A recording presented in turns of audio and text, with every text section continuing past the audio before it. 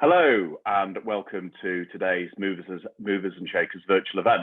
My name is Simon Montgomery. I am the Regional Director for Movers and Shakers. For those of you who are new to Movers and Shakers, a very warm welcome. We are the leading property networking forum in the UK. Indeed, this is our 25th year of delivering events, bringing together key players from both the public and private sectors. Today's session is the changing development agenda for the Southwest.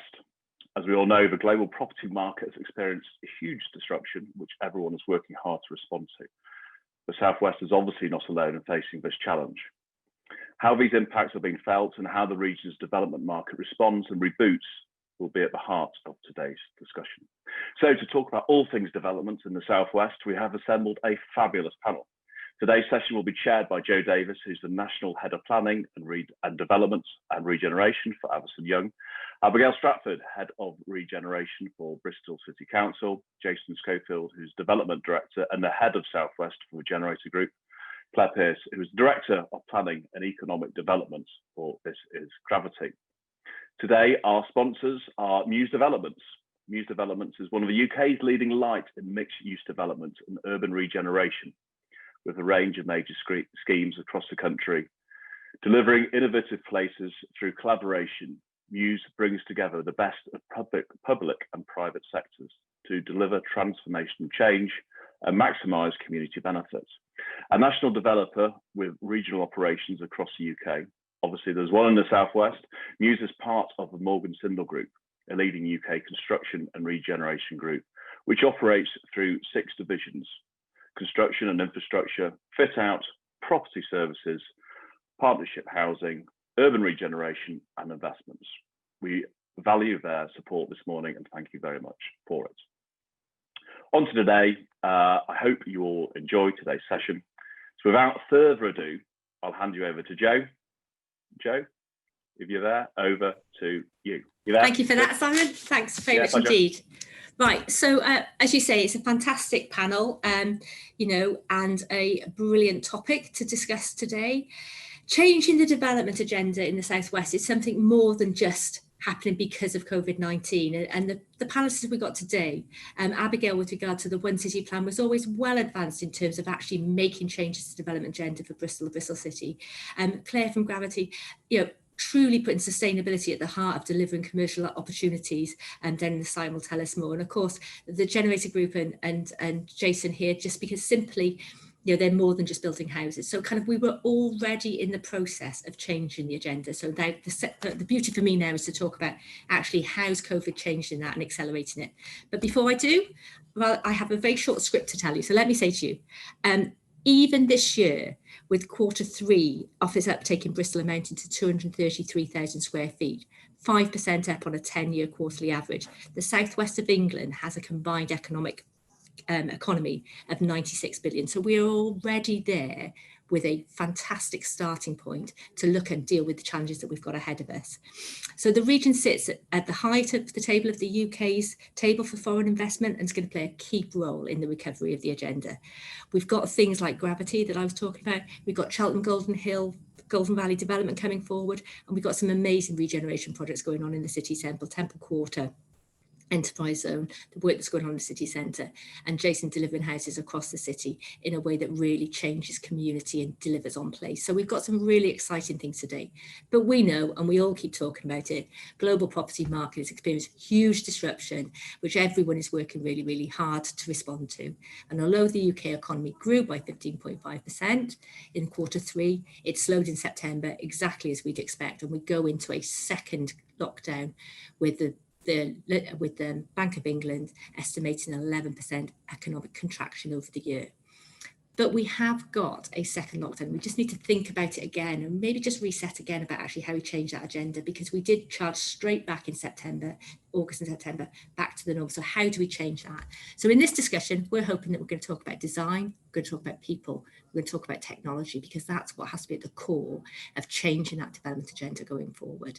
So to kick things off, I'm going to go straight to Claire and go, Claire, tell us a little more about Gravity and its ambitions and its focus on clean growth, which is just so different. Good afternoon. Thank you, Joe. I think for me, just introducing Gravity. Gravity is part of Salamanca Group. It's a real estate and investment company based in Mayfair. And I think it's important just to reflect that, Salamanca and Gravity have decided that the Southwest is a key location for investment and clean growth going forward. So we see it as a key strategic opportunity. And part of that, is Bristol's green growth, credentials and its track record already. So we want to add value to that as part of a wider offer. So we have invested and purchased the site, the Royal Ordnance Factory at Junction 23 of the M5, and we are investing in remediating that and creating access to that to create a new strategic opportunity.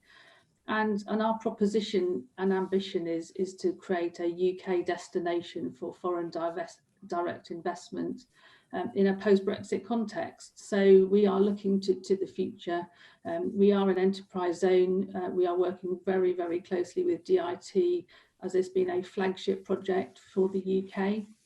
We're really, really keen to make sure that we work and create a new model of growth that's based on a different form of energy management and energy generation on the site, people at its heart, with a very strong focus on health and well-being, and introducing housing into what was just a commercial site to create a new place. So for us, we have got a very strong vision of our site, but embedded within a wider natural environment. But to make that happen, you have to line things up. So one of the things we'd like to do is to line investment up and talk to government about the big picture. So big picture, I mean, Gravity being a large-scale advanced manufacturing location which can support the wider region, but linked to Freeport status, linked to rail restoration, linked to 5G. So if you start looking at lining all of those things up in the Southwest and the Western Gateway, we can really make things happen, and we can accelerate that transition to a clean and greener growth model. But we need everyone to collaborate and work together to make that happen. So what you're saying is you can do it from the lower level, but it's that big picture piece that we really need to focus on. And that's a great way to introduce in Abigail. I mean, the big picture piece is there with the One City Plan, isn't it? Tell us how the One City Plans are changed and adapted to take us through this intended economic recovery. So I think the council has worked really effectively with its partners across the city to respond to COVID and come up with an economic recovery strategy, which is around building back better and building back greener. We worked really hard with our partners to really understand the impact of COVID on the communities and the people of Bristol. And it's fair to say it's been pretty harsh. COVID hasn't been equal. It's really kind of affected those people in low-income households more than others. It's affected those communities where people were already struggling with challenges of deprivation more than others. And so the One City Plan is very much around trying to build back better and address some of those inequalities that COVID has worsened. And that's probably the biggest challenge that we face in Bristol. That and a funding challenge, I think, is the two things that we need to work across the city and in partnership to address. So it's created some big challenges, but the One City Plan sets out a really clear strategic way of us working collaboratively to try and unlock and ensure that when we build back and we forge forward with our recovery, we're building the right type of places, creating the right type of communities, that we're working with communities, and that we're trying to address some of those structural inequalities that COVID has just highlighted, really. So it's a really strong economic recovery strategy, and it's fantastic that it's been done through the One City office, and it's been done in partnership with the city and not just through the local authority. I think it's a really strong foundation for us moving forward. Absolutely. And Claire talked about collaboration and big picture, and you talked about partners and those partnerships bringing up and informing that. Jason, from your perspective, it is all about place, isn't it? Do you just want to touch on in terms of what you're doing in terms of place and place making and that community piece before we kind of move on and look at the influences in the development changes? Yeah, and I think, to be fair, so when we've been talking about community and placemaking, I think I've said this before. I've always said that convenience is king, but I think I'd add community and connectivity and collaboration into that as well. I think that's where it's all heading. And I think what COVID has probably done is brought us into even sharper focus. So as you'd expect me to say, what we're doing at the Chocolate Factory over in Greenbank, that community focus, that connectivity that we have, both by the fact we've got the railway path that connects Bristol to Bath, and the fact that we're focusing on the amenity that it creates in terms of co-working space, as well as convenience in terms of convenience retail. You have everything as part of that community in that space. And it is about the emphasis on place and placemaking. And it's something I've said for many, many years, that it's not just the buildings you build, it's the spaces and places that you create. And you can have fantastic buildings, but actually it's how they're set in their surroundings that makes a difference. And the Chocolate Factory will be a prime example of that. And that connectivity and that community is absolutely key in all that. Fantastic. And then just taking that point, then taking the importance of design. I mean, we're hearing through the government white paper how fundamental design is going to be in the planning process going forward, and how we're going to have design codes that are both community led and nationally, with national benchmarks on there. Claire, I hear that design is something that you're looking to change at the moment. So are you able to just kind of tell us a bit more about how you're revisiting your planning strategy based on your new benchmarking and headlines? Sure, yes. I think one thing to mention is that, you know, we have an agile strategy in mind, and one we've discussed with the council. So we already have an existing consent that's quite outdated, outmoded, a pretty traditional form of consent with land safeguarded for energy generating uses, including waste to energy and gas-fired power stations. So we want to move away from that quite significantly to a new model. So we do have this existing consent in place. So what we're doing already through the planning condition discharge process is by changing fundamentally the design code that's required by the council to move in that condition discharge process to a clean growth model.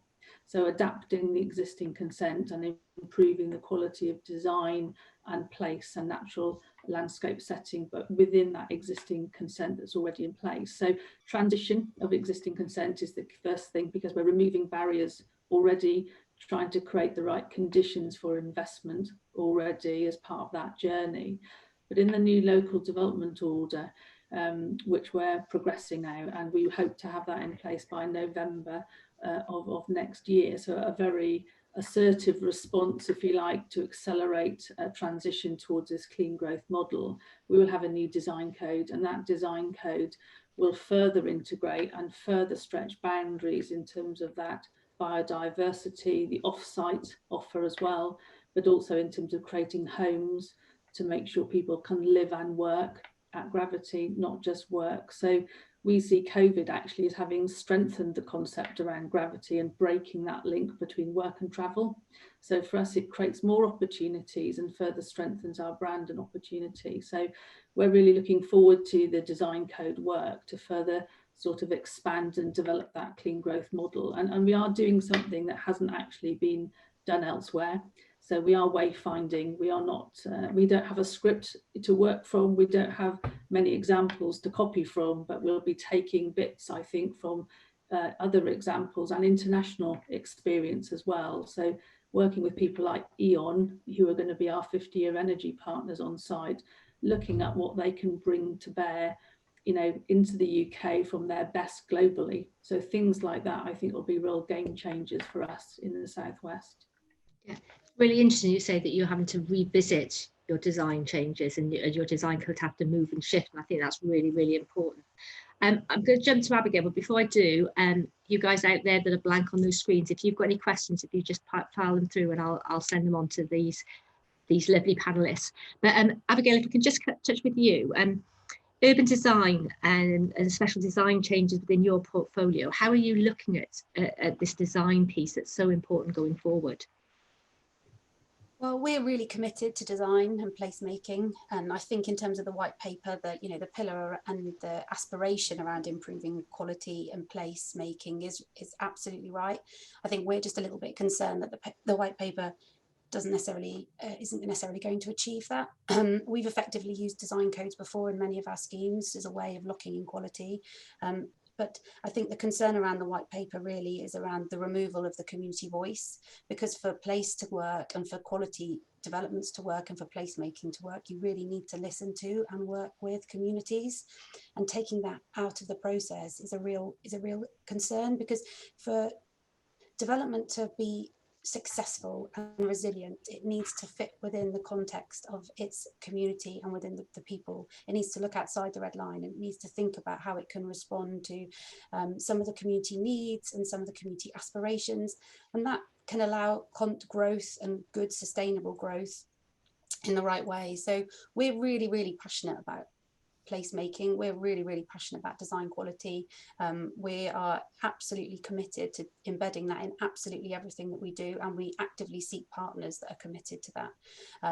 But I think there are some significant concerns around the proposed changes that taking out that community voice is going to cause real challenges in how we achieve that. So I think the aspiration's there, but the devil will be in the detail that comes through, and there are some concerns. I think the other point I'll just add as I would, but is around resource. Good design and good placemaking, good planning needs resource, and it needs resource in the backroom offices. You need the urban design officers, the planners, the transport guys, and those are the resources and the investment that we need to make sure that we're building back, and we've got the infrastructure to help us build back in the right way, and to get the right quality outcomes through the planning process for communities, and to get the right type of growth. So I think the paper has some challenges, but unless they address the resource issue, I think it's going to be really challenging to deliver that. Absolutely. And I'm going to move that to Jason, because I know you've got strong views on the planning process and the planning service that you receive. So following the white paper, and absolutely online with what Abigail's saying. What's your thoughts?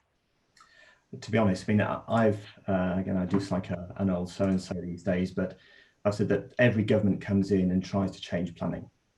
All the best intentions, make it more efficient, da-di-da-di-da. We get another white paper comes out with, say, all the good intentions, and what ends up happening is it tends to get watered down. We get a few changes and it doesn't really get to the heart of the problem. My mantra's always been, don't do anything to it, leave it alone. We'll work with what we've got, but please resource local authorities properly. So picking up Abigail's point, I absolutely agree. It is resource, both physical and financial. And I think the danger is always when cuts come, that actually planning departments suffer. When planning departments suffer, it slows up the entire process. And I always go on about the fact that house building particularly, but development generally, is such a big manufacturer in the local economy and the national economy. It often gets overlooked. If we want to build houses quicker, which all cross-party, that's everybody's saying, we want to build more houses, we've got an undersupply. Just make the planning system work as it stands today, resource it properly, the right people, the right numbers of people in the right places, paid properly to actually deliver on what the timescales that we as developers in the private sector have to work to. We may not always like some of the outcomes, but if we have a clear timeline to work to, knowing that the information we provide is considered properly in a timely fashion and allows us to get the decisions made. If we don't like it, we go to appeal. And then again, central government resource the planning inspectorate properly so that those appeal processes happen properly and timely, and we can then all move on.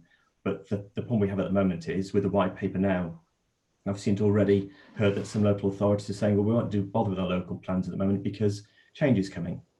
So you're left with hiatus, and hiatus does nothing for anybody. It just pushes us all backwards. So I'm absolutely in agreement, and that may surprise people, local authorities, with Abigail, but this is about collaboration. This is about working together. I'm going off on one now because I feel so passionate about it. I'll stop you when I've had enough. Thank you. I'm sure you will. But we talk about engagement and stakeholder engagement. Again, we've gone into the chocolate factory, Former Elizabeth Shore Chocolate Factory. We could have knocked the buildings down. We've retained buildings. We've listened to local community. It's not about us as a developer. The best thing we can do is develop something that people are proud of, and we then get the recognition for. It's not about the fact that we're doing the development and aren't we great. This is about doing the right thing in the right locations. And that's what we pride ourselves at Generator in doing. is doing the right thing in the right places. And we may have disagreements, and we can't always do everything everybody wants, but we try very, very hard to actually give the community what they want. We can't give them what they had previously because the factories in that instance is closed, but we can have a regard to the past and the importance of the fact that people that live in the area, used to work in the area, had relatives that worked there, and it's part of that community. So we mustn't ignore it. And that's what we look to retain as much as we can and celebrate the history of it. And that is there defining its future. And that's what we're really passionate about. Fantastic. And I don't want to make this into a pure planning piece, but I've got to ask the question to you, Claire, because you just alluded to it in your last answer. You've gone down a local development route, it's a local development order route rather than a planning application process. Is that influenced by what we're talking about in terms of planning and planning change? Partly. I try not to go off on one, but I agree with Jason in terms of the extent of change is very disruptive, and the constant change also is very disruptive because you haven't dealt with one lot of change before the next one comes in, so you're creating a very uncertain context. And actually what investment needs is certainty. And I think, we're all trying to create the right conditions for investment, really essential in the context of a post-Brexit context, but now in a climate change and a COVID context as well. Investment, marshalling investment, creating good growth, building back better is going to become really difficult. So we're going to have to make a disproportionate effort to make anything happen. So more changes to the planning system don't help anybody, I don't think. And actually it would be really good, wouldn't it, to have more planners involved in shaping planning reform rather than maybe organisations that are used to lobbying, because it has to be deliverable. We have to make it work. And I think what we're trying to do is make it work almost despite the planning system at the minute. So we need to find a way of the planning system being positive, but there's no doubt that local development orders are, an interesting process. I think there's about 100 in the UK across 80 local planning authorities. They're quite lightly regulated relative to other things, and they provide a bit more flexibility in terms of designing that national policy framework in, because I think in the current context with everything moving so quickly, we do need to create that kind of external environment where we recognise climate change, COVID, Brexit, all within our response to the site. And the local plan process actually is too slow. It's too slow to respond to the current context. So the LDO is a really good way of having a very agile response where we can move very quickly, but it does require the collaboration of the local planning authority. So the bit I would add in is that private sector has a large role to play in collaboration and co-production of things like local development orders, and also co-financing them. So we will be working collaboratively and are working collaboratively with Sedgemoor District to not only do the compulsory purchase order to enable the access road to be finished, but also to then go into funding and the delivery of the local development order. So it is very much a partnership effort, but it requires a shared vision. It requires a lot of work up front, and that design code that you mentioned, but actually it needs all partners to come together, and it is slightly different. It's more front loaded, it's more vision led. It requires all the regulators to be on the front foot working with us on solutions, and that's quite different from for them in terms of the normal sort of regulatory mode through TCPAs and even development consent orders. So cultural change, focusing on solutions, focusing on the market needs and delivery is what I'm hoping that we're going to see and showcase through this particular local development order. But I appreciate it's going to be quite fast and also create quite a lot of challenges for the partners involved, because we're going to have to move quickly through next year, because without that, we don't have a marketing tool to marshal that foreign direct investment into the UK. So making it all quite real is quite important for us, and we're working really hard to do that with all the partners at the moment. Fantastic. I've got a couple of really quick questions which I'm going to answer. They've come through because they're buzzing online. So surely we need a more straightforward planning system that is effective and cost effective. I'm guessing everyone's going to nod to that. Doesn't the white paper and the zonal planning system simplify the planning process and offer an opportunity for communities to get more involved in the placemaking piece? And I think, Jason, that's your concern, isn't it? It's got to be collaborative, but it's also got to be at pace. Yes, I do want to move on to one more thing. I've just got to ask this question because I love it. And Bristol, do you find it a long time to make the local plan process work? Well, I'm not a planner, so I'll be very careful what I say in response to that one. Fantastic. I'll leave that one. And then there was two other pieces to our conversation today, and I think we've really covered the design and the planning piece. So the next piece is about people and about partnerships, and all of you touched on the first half of this in terms of partnerships. So let's just pick up on this question that's come online.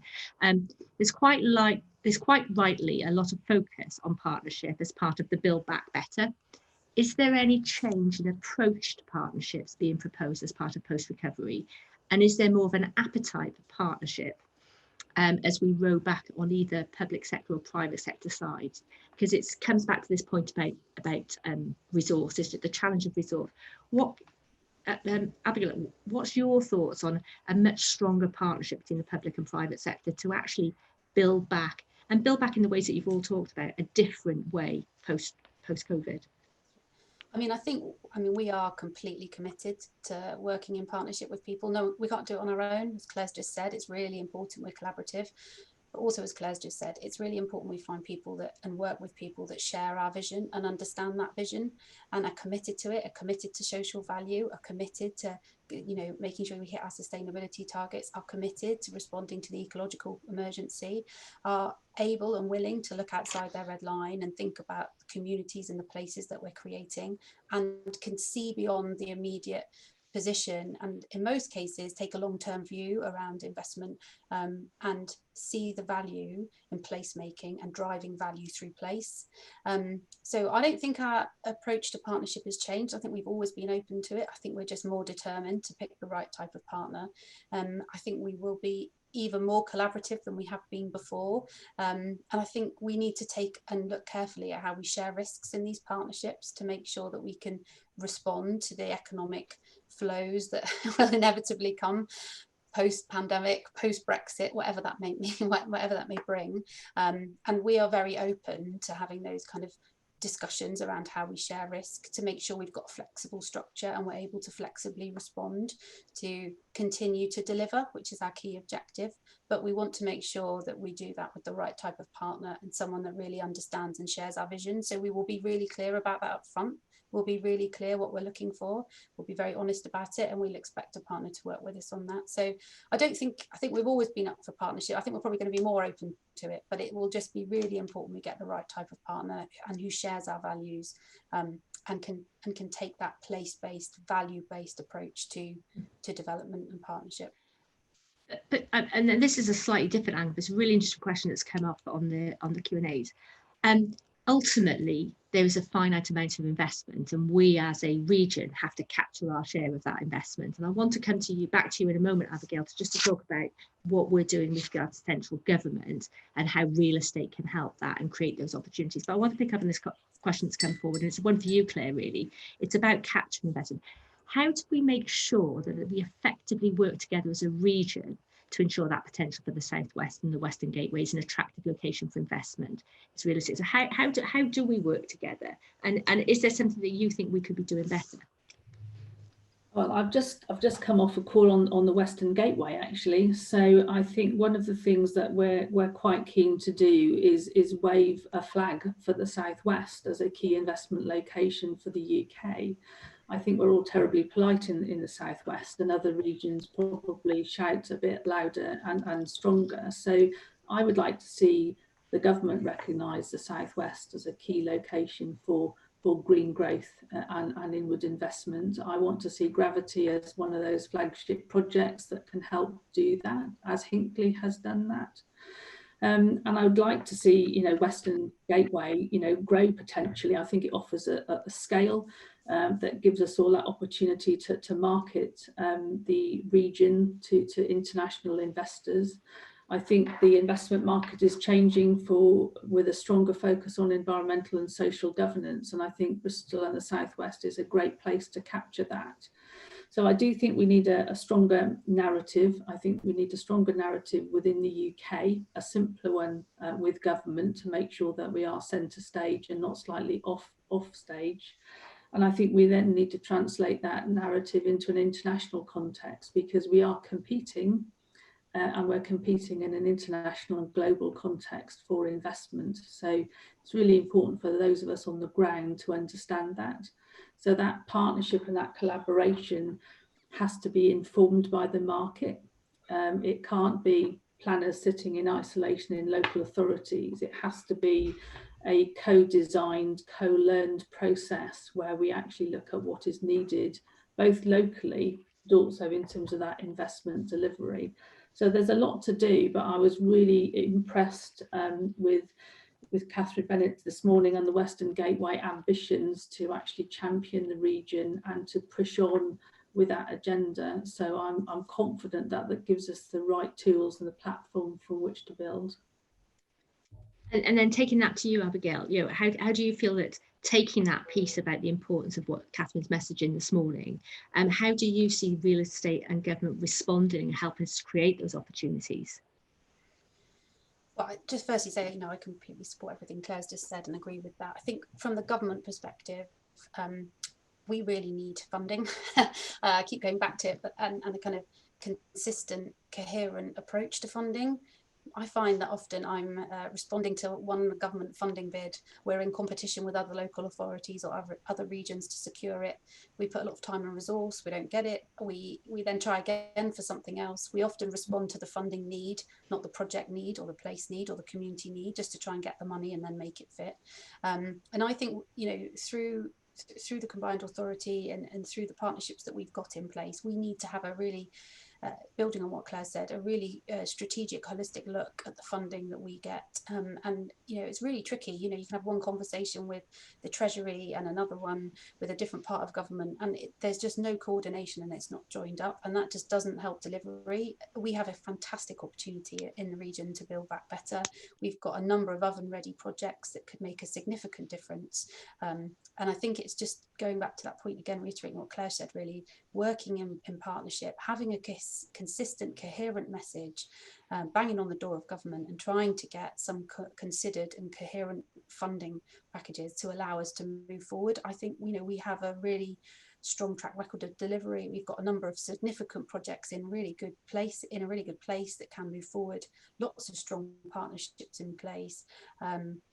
So yeah, I guess echo what Claire said really, and trying to get that funding constructed and packaged in the right way, where we're taking a place-shaped approach and looking at, you know, can we front load green infrastructure, for example? Can we front load some of the sustainable travel that we need to unlock places, to unlock regeneration and to transform the area? So yeah, it comes back to money really, but taking a holistic kind of approach to that and working really effectively in partnership with the sector. So we're coming with one voice and one narrative, and then one delivery approach really, and a strong governance behind that.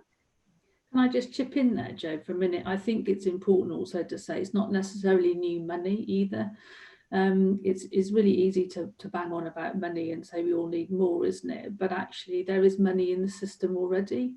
But it's often based in silos, and actually the criteria within those silos are obviously sometimes very, very narrow, and you end up going through a horrible bureaucratic process, HIF being my favourite, and actually it's not aligned to delivery, and the whole process is generated, and it's very expensive and resource intensive for local authorities and doesn't deliver an outcome. But we do know there are programmes within government, whether it's rail restoration, 5G, heat networks. It's about aligning those to delivery.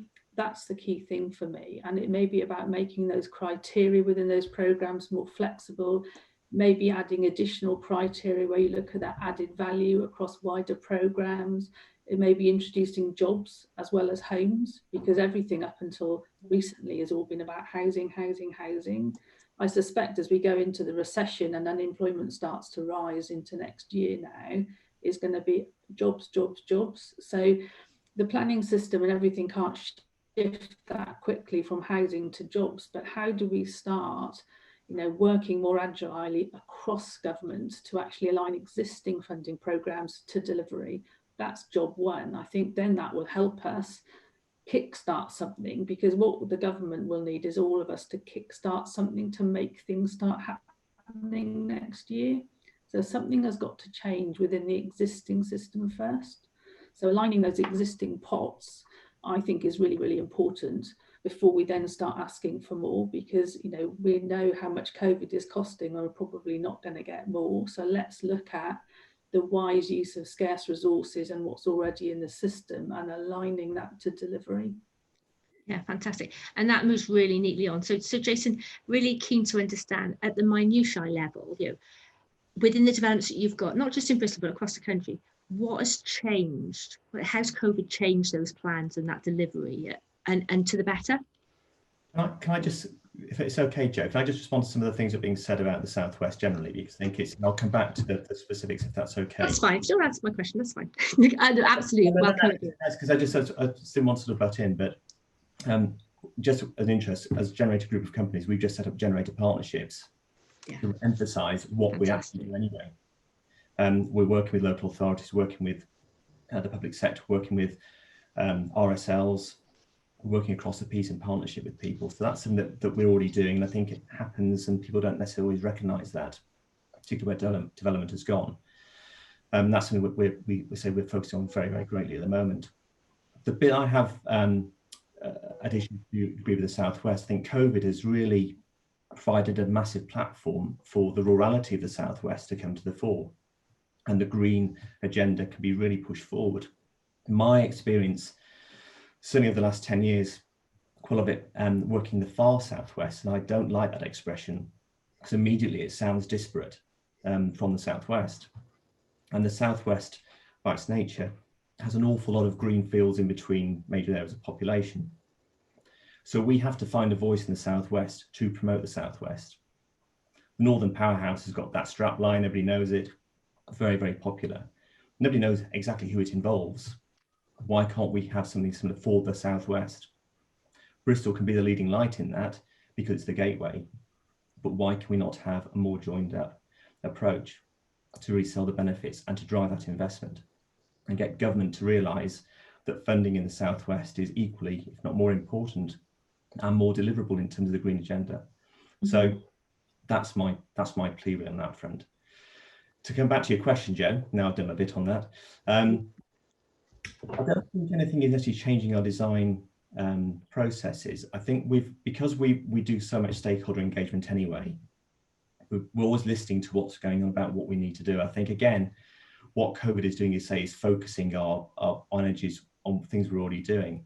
So that home working piece now, particularly, and the hygiene factor that was sort of talked about as a hygiene factor before of digital connectivity has become so vital now.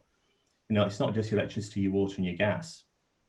It's actually your Wi-Fi connectivity, your broadband. Are you going to have that assurance that you've actually got proper connectivity? And we've all suffered from various Teams and Zoom calls which have failed or not quite worked, but it has become so important. So I think when we're looking now at the design going forward, it is that digital connectivity and getting that right and hoping that the infrastructure is there to serve that, along with the design of how your accommodation works. So in the context of a residential specifics, I think sometimes it's been quite interesting looking at, again, I'm not quite sure we're there on this yet, but if you look at how modern stay living works, we've all gone to sort of a lot of open plan and actually focusing on the sort of the ground floor and sort of minimizing perhaps more of what goes on in terms of upper floor space. But perhaps we've got to rethink that again and look at, if you've got, because of what we've had through COVID, so many people having to get to know your family members again, working at home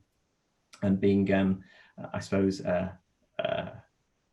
aware of their requirements, their needs, and being sort of alive to that. I think there's probably going to be more aspects to do with perhaps sound insulation that you need, because if you've got people working in different rooms at different places, how you can minimize that sort of stuff. But I think that whole piece about how you can live and work at home more effectively and give yourself a degree of separation from your work environment as well, I think is actually quite important. So again, amenity space is key. And I've started to hark back to Chocolate Factory again, but having co-working space in there, at least you can go out of your home and you can go into somewhere different to work and have a break and commune with people. And again, I think probably we're all suffering from the fact that we're not communing in the same way as we have been doing. And that's a great chagrin for me that we're not having that social aspect in the same way. But that co-working stuff, close to where you live, I think is going to be key. And that will reinforce community as well, which again, say is really key. So I think it's the amenity, it's the connectivity, and the digital connectivity, and how you coexist with your home life and your work life in the same place. Fantastic. And there's two strands of discussion that I want to take from that. The first is along that local piece, that kind of the winners in COVID is that kind of is your local corner shop, isn't it? And those local pieces, people being able to walk to and re-energize their small high streets, and the impact that has on our city centres, and what the future for commercial looks like in terms of what retail and commercial looks like in Bristol with the things. So I'd like to touch on that. But then the second piece on that, as you've rightly said, it's about the importance of technology. And I'm keen to explore with you, Claire, what other technology you think is going to influence as we come out of this, beyond just absolutely everybody having to have decent broadband. So if we could just touch, Abigail, first on kind of how you think the high street and the retail element is evolving in Bristol because of what we're seeing. Yeah, absolutely. I mean, I think it's a story of two halves. As you said, Jo, local high streets in parts are thriving, which I think is fantastic. You know, we're getting local jobs, we're getting local spend, and some of the high streets that were in decline are thriving again. And that's absolutely fantastic.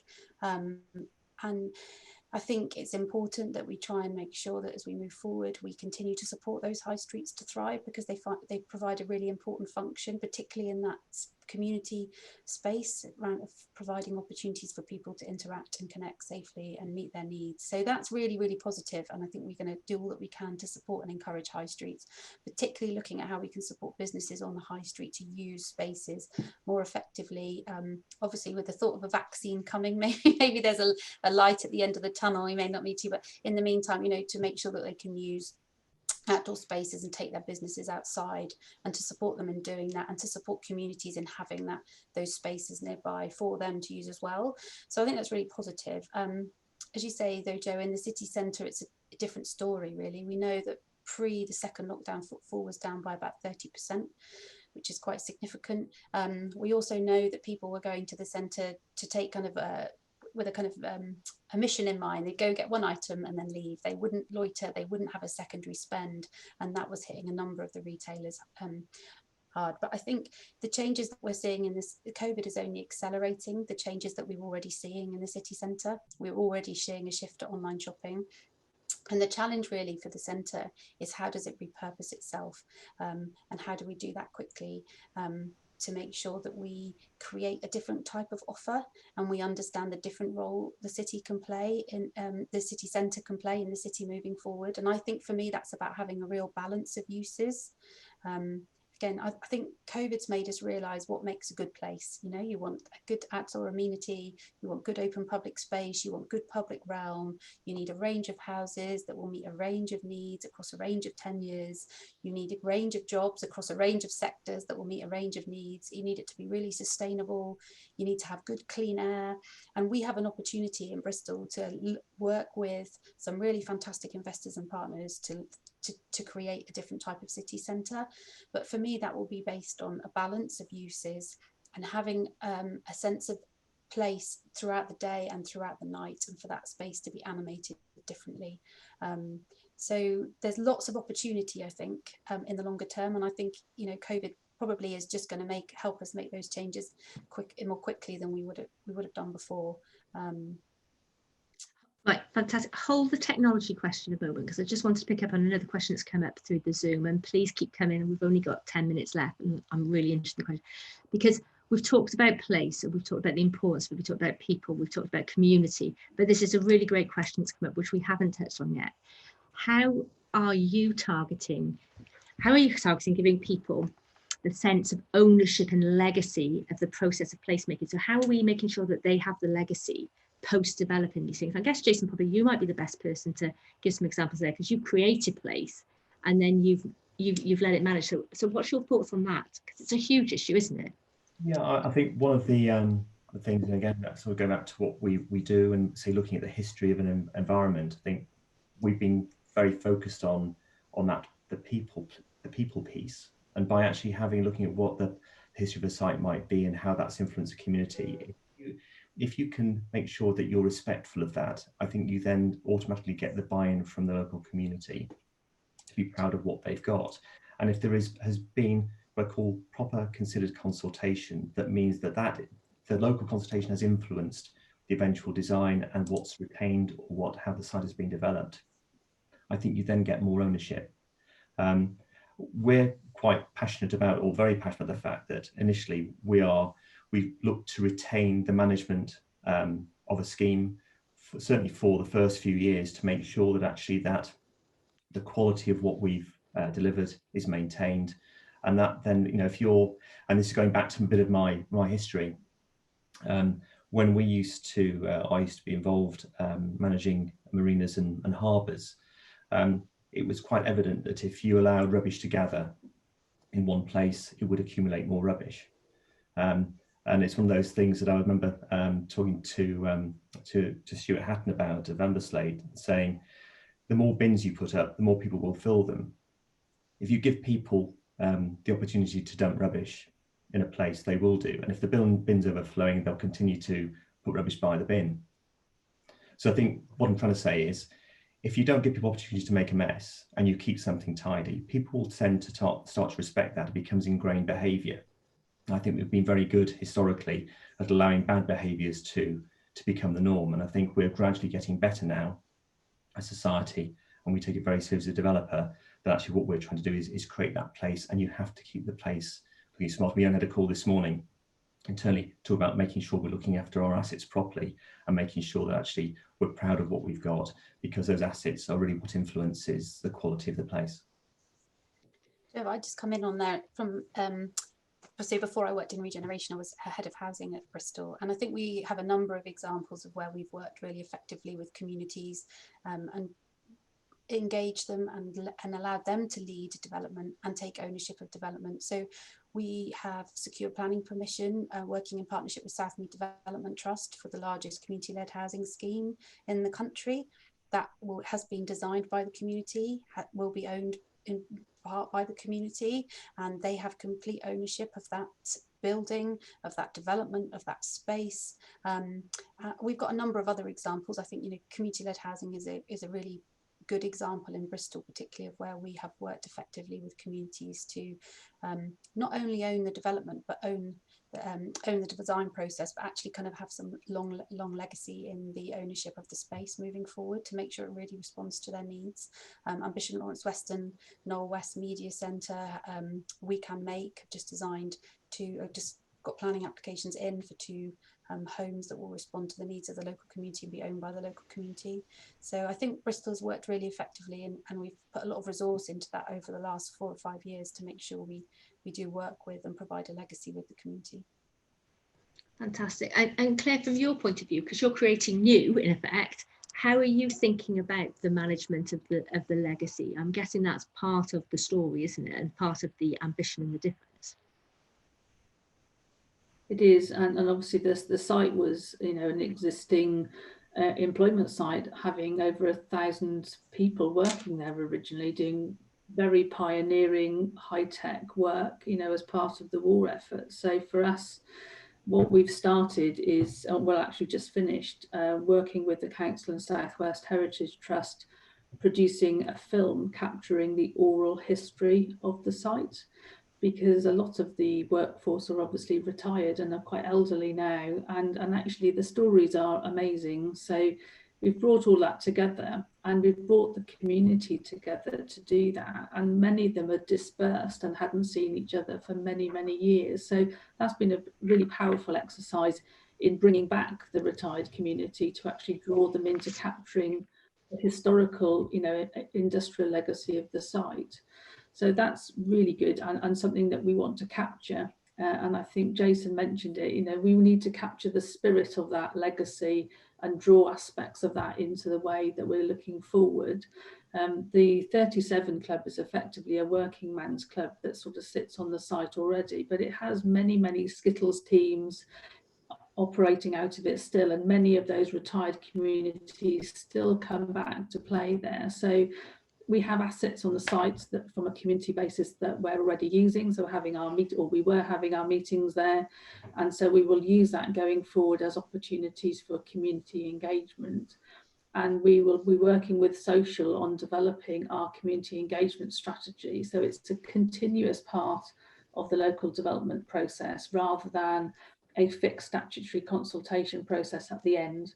So we'll be doing that from the off and bringing the community in as part of that. And I think for me, having worked on Hinckley, Hinckley and nuclear power is obviously very secure and therefore very exclusive, i.e. big fences, lots of security. What Gravity will bring is a clean but also inclusive model of growth. So the site will be open, it will be designed to be accessible in the traditional sense, but accessible to the community in its broadest sense.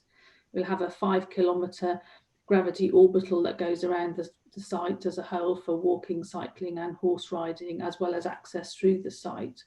So accessibility and community accessibility into it is going to be key.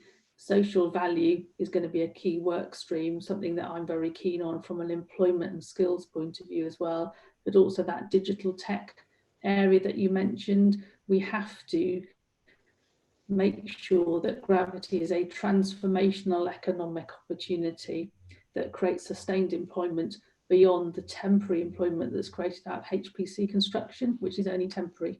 25,000 jobs during construction, only 900 in operation. So sustained employment that looks into the future in sectors that are fit for the future, in green sectors that are growing, is kind of what we need to do. And that all comes back to community well-being, because without work, everything else falls apart. So for us, community has to be at the heart, but social value and digital inclusion all has to be part of the overall placemaking agenda too.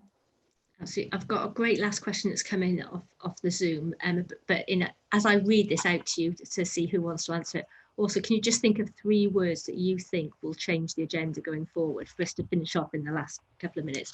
So the last question that's come through was, should public and private sector make a concerted effort to engage with schools to get more buy-in and participation in regeneration and improvement places, to restore civic pride and to build long-term community engagements? Now, I'm also going to add to that, but also because it will be their development. I'm always really conscious that the engagement comes from people who are at the end necessarily, that have got time and they're maybe older rather than the people that actually we're building these places for.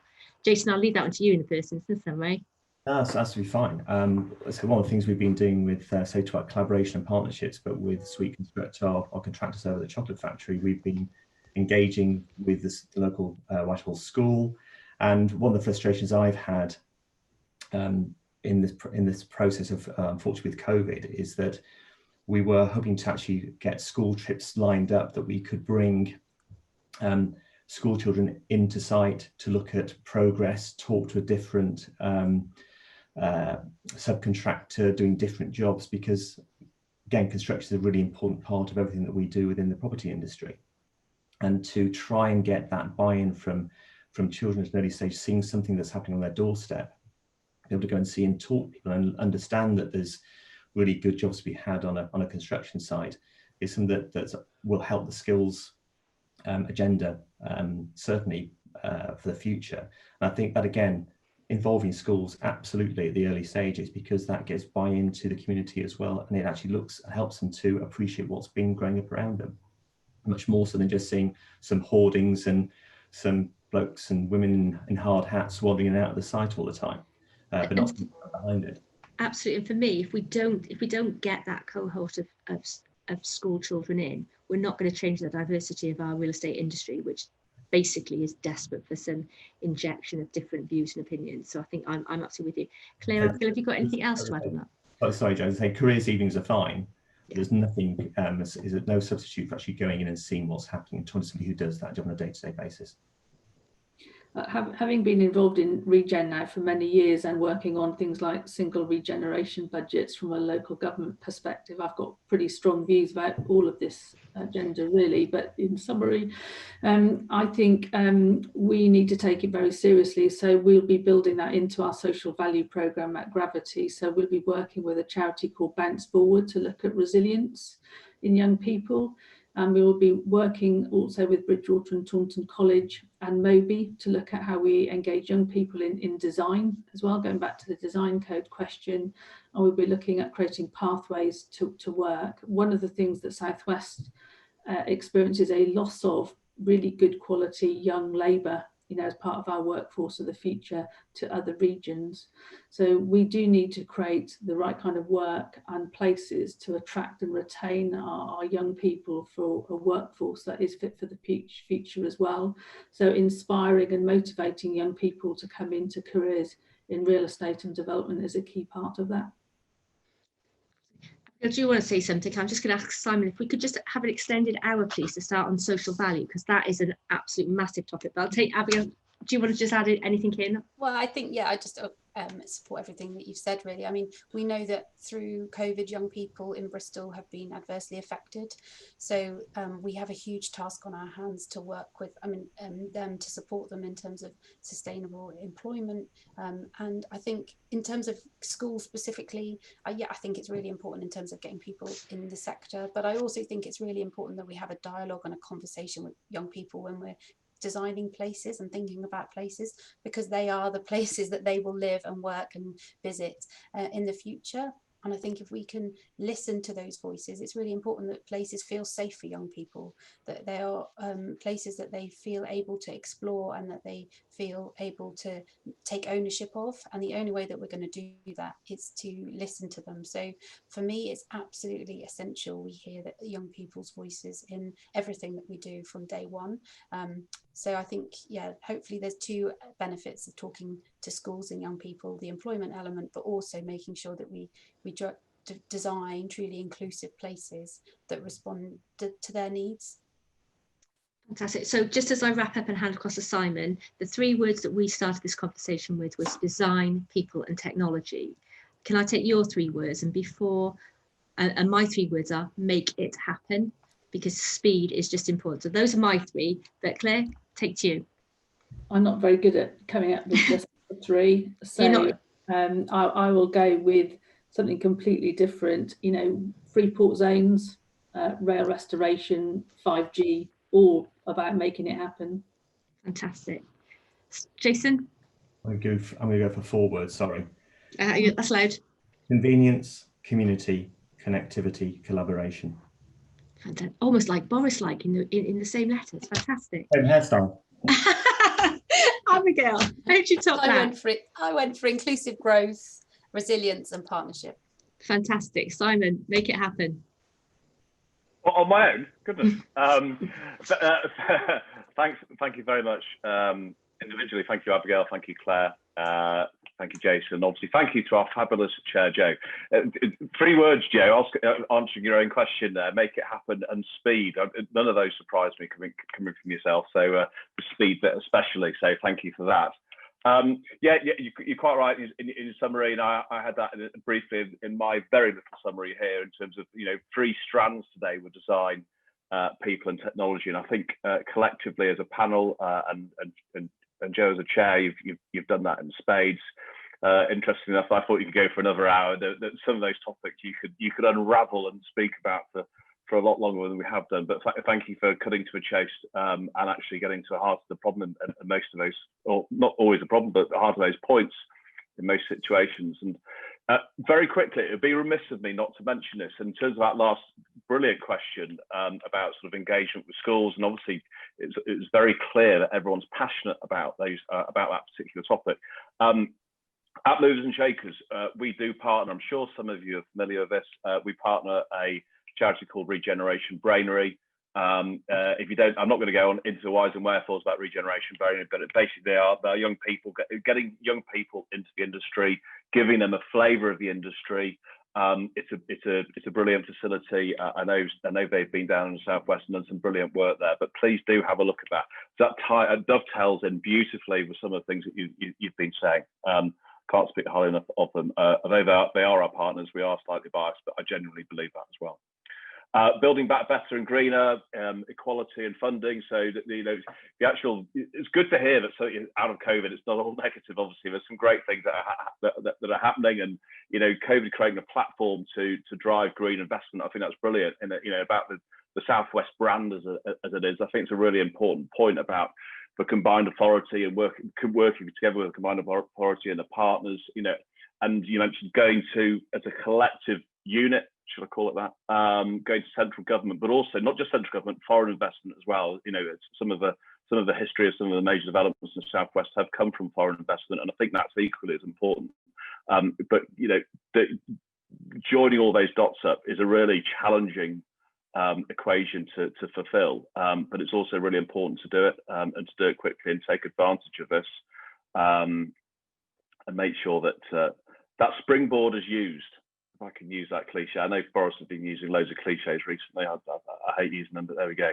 So collaboration, partnerships, communities. I'm just running through my notes here, looking at the bigger picture, but also keeping an eye on a real eye on the ground level about what's happening now. I think that's a really interesting point that a number of you made. And I think building back better was probably the one point that stood out for me. There was the fact that actually in collaboration, working together.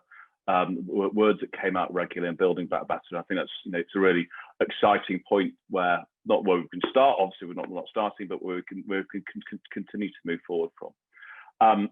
So thank you all for that. Genuinely, really interesting session. I love listening to that. The session will be available on YouTube. I'm not entirely sure when. It's probably in about seven or so days' time. We have a YouTube channel of which the majority of our previous panel sessions are there. So if you see something on there that you've seen historically, that a colleague or a friend or whoever or you might have viewed, please do facilitate that and sign up or indeed forward when this is available for this session on to a friend or a colleague, as I mentioned. This session will be happening again, not in the Southwest, so the panel can relax. But it's happening this time next week, so the 19th of November at 12:30 again. But it's of a Northwest focus. So if there's anybody listening today who has an interest collectively of the Southwest or indeed exclusively of the Northwest, please feel free to dial into that. Finally, I'll wrap up very quickly. A very special mention to our sponsors today, Muse Developments. Really appreciate the partnership and thank you very much for getting involved. And thank you once again for everybody who's dialed in today. Thank you for joining us. I do hope you found it of value. Have a fabulous rest of the week. Have a great weekend, and we look forward to seeing you again soon. No thanks. Bye.